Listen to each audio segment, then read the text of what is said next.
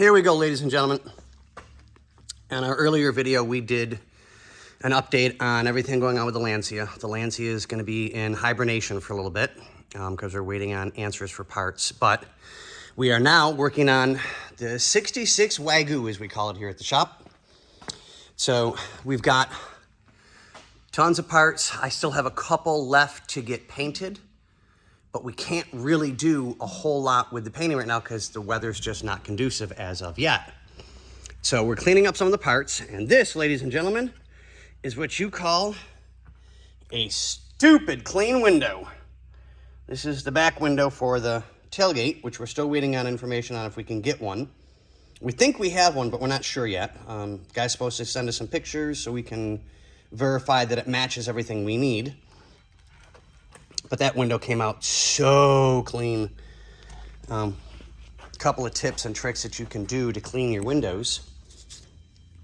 Windshields and all, especially if you're here in California where we get a lot of water spots and a lot of sand.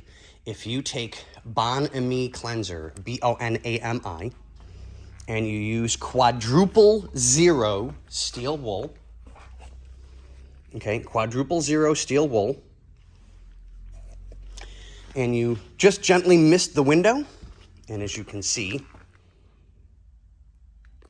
just gently mist the window with a little bit of water, get a paste-ish consistency with the Bon-Ami cleanser, take your quadruple zero steel wool, and scrub away. It will not scratch your glass at all.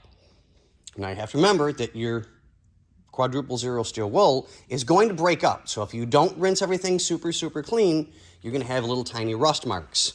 So you have to rinse everything really good. If you're doing your car, it'll leave rust marks on your paint. And then you've got more problems to contend with. So that being said, make sure that if you're going to do it, that you rinse your car thoroughly.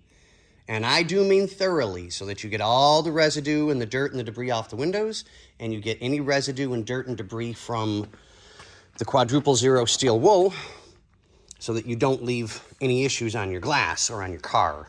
And as you can very well tell, that glass came out damn near spotless. I mean, there's a few spots here or there that, you know, we just can't get out because the glass is stained, or I can't get out, let me rephrase that.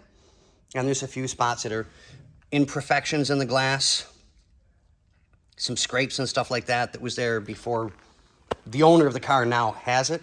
So that's going to take care of that. So we'll get this cleaned up. I think we've got covers coming, or we're going to reupholster them. I'm not quite sure which yet. This has been on hold for a little bit, so we're trying to get all the parts out of the way. We're going to start taking care of the parts that are painted, get those taken care of, and let's go over to the shelf. Alex, I'm slower than crap today for 500, please.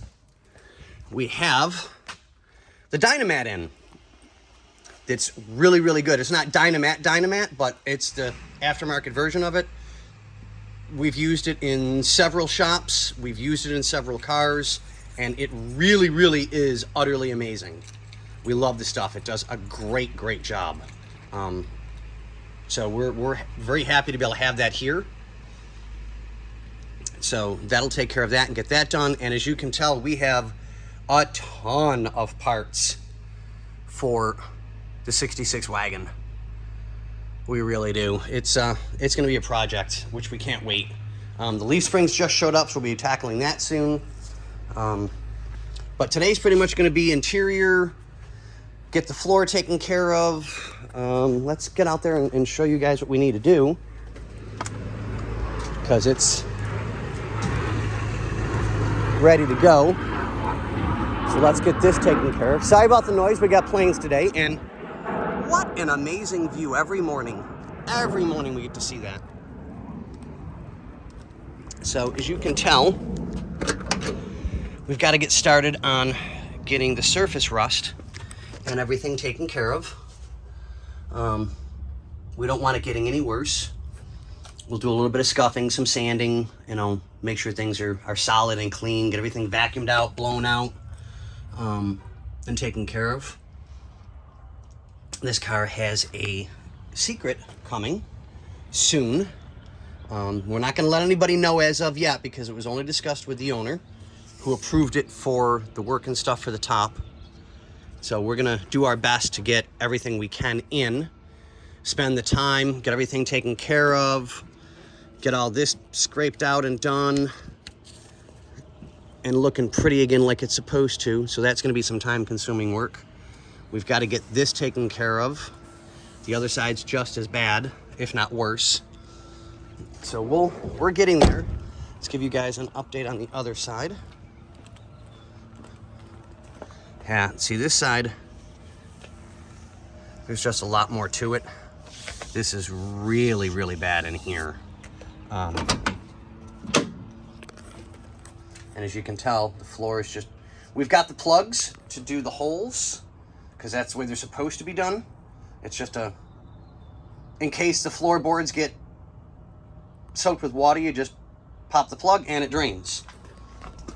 And then we have here, so we got to get another plug for there. So this is kind of a good video list to let me know exactly what I need to do for some of the smaller things so I can get everything prepped and ready to go for today.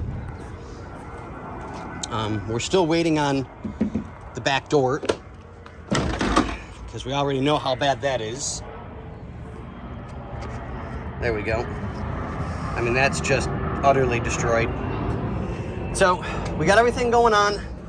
This will be in the shop today, and we'll start working on the floorboards, get that taken care of, get everything dynamated in, and get it taken care of. All right, boys and girls, have a beautiful day.